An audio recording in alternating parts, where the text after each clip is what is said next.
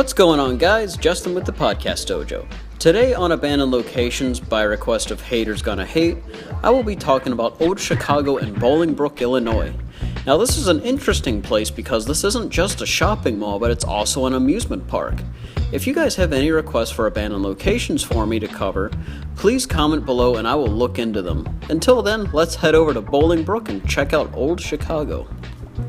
Old Chicago was a dream brought to life by Robert Brindle after he visited Knott's Berry Farm in Buena Park, California. Robert wanted to put an entire theme park inside a building so that way it could be open all year round with a shopping mall featuring some local shops. Now we jump to June 17th of 1975. Old Chicago's grand opening, which attracted over 10,000 guests.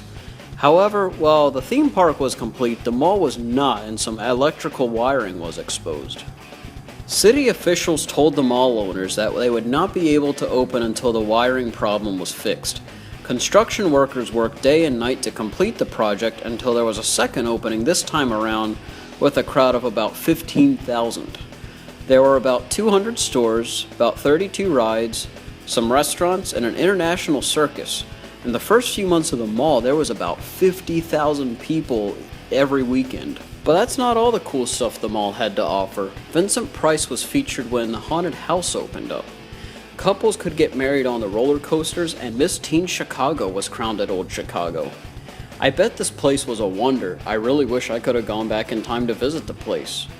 But what was the problem? I mean, what closed this wondrous place? Well, the rushed construction was a major problem. In around a month, the sprinkler system malfunctioned, causing a 6-hour shutdown of the mall. Another mall evacuation happened when a fire happened in a small trash compactor. While not related to the construction, but it did affect attendance, in November of the opening year, one of the acrobats, Jimmy Troy, fell to his death from a trapeze at the Old Chicago Circus. It also didn't help when Six Flags Great America opened up in 1976. With lack of attendance meant stores started closing one after the other. It was only a matter of time before Illinois Central took full control. It started with Old Chicago being closed on Mondays and Tuesdays, and then even more fires struck. The Old Chicago Tobacco Company caught fire when a tobacco dryer malfunctioned. There were no sprinklers in the area where the fire started. And then a 4th of July fireworks display was ignited prematurely, causing minor injuries to 2 people. The entire amusement park closed in March of 1980, and the rides were sold with the stores leaving soon afterwards. A few ideas were pitched for the building, turning it into a discount outlet or even a soundstage for motion pictures. Neither idea interested investors, and the mall was closed down and boarded up in August of 1981. There were more ideas tossed around, such as a casino and even a stadium for the Chicago White Sox, but due to water damage and vandals, no one was interested in the building. So in 1986, the building was demolished and currently sits as an auction site for cars. This place was pretty cool, and because I thought of 2 things the mall did wrong, I'm going to do 2 what-if scenarios this time. The first one is going to be, what if the mall had anchor stores, and the other will be, what if the construction was never rushed? So let's start with the first scenario, the what if the mall had anchor stores. So for this, we will say the anchor stores would be Sears and Penny's, as those were the 2 most common anchor stores to have. So if these 2 anchor stores were around, I think this would attract a lot more local shoppers. One of the major problems Old Chicago had was that a lot of the local shoppers stopped coming because there was no department stores to shop in.